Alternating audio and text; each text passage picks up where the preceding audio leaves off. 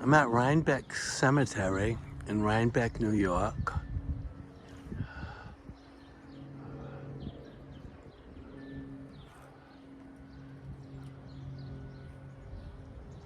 A few days away from the end of February. Way in the distance, you could just barely see a shadow of the Catskills well over those hills.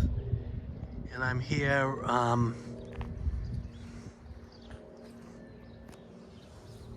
to pay respects, visit the grave of a journalist, activist, author, very famous person.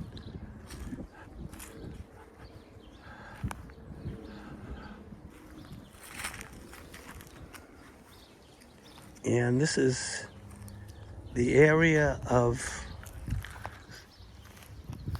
the cemetery where Rhinebeck Cemetery where Lorena Hickok's ashes, here's where her ashes were scattered.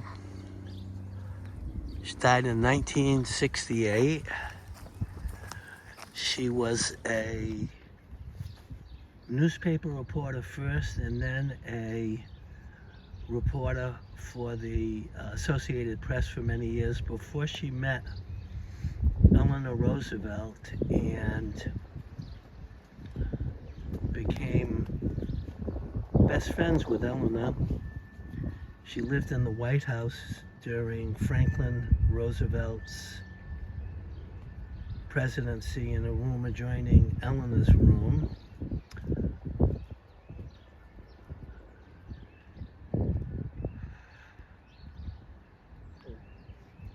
She became what was called at the time a writer of juvenile books. Now they're called books for young adults. Her most famous one was a biography of Helen Keller. She did quite well with that one. She began her career in the Midwest, upper Midwest, right at the edge of the far West.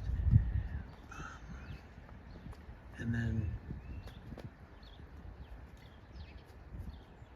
she got involved in Democratic Party politics, became friends with, mentioned earlier, with Eleanor Roosevelt.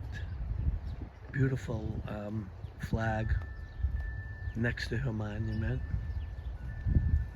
She died 6 years after Eleanor in 1968. Eleanor died in 1962.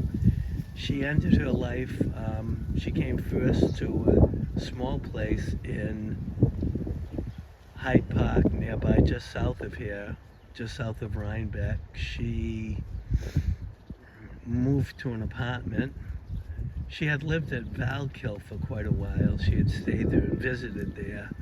I don't know if she actually lived there, but she visited there often, and ended her life in Hyde Park, in an apartment in Hyde Park. An incredibly interesting person, a great writer, a great journalist, great activist. She admired she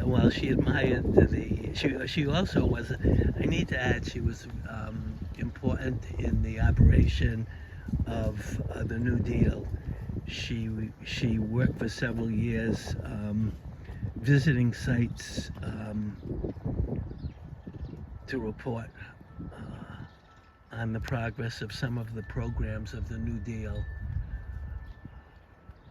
She later became a supporter of Lyndon Johnson's social programs, but was a very early critic. 1964, she was a critic of the war in Vietnam.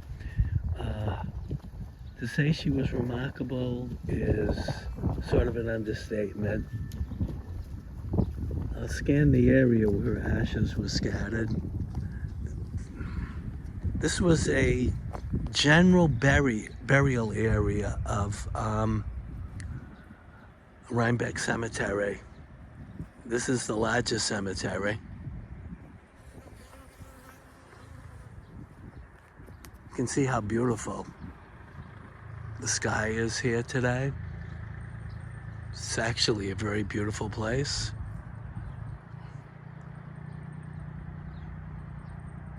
It's beautiful in that it's what would be called a fine and quiet place. And here you have an incredibly famous person, great writer,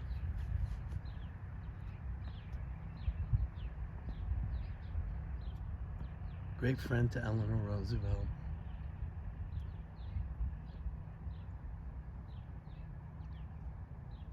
great fighter for social change.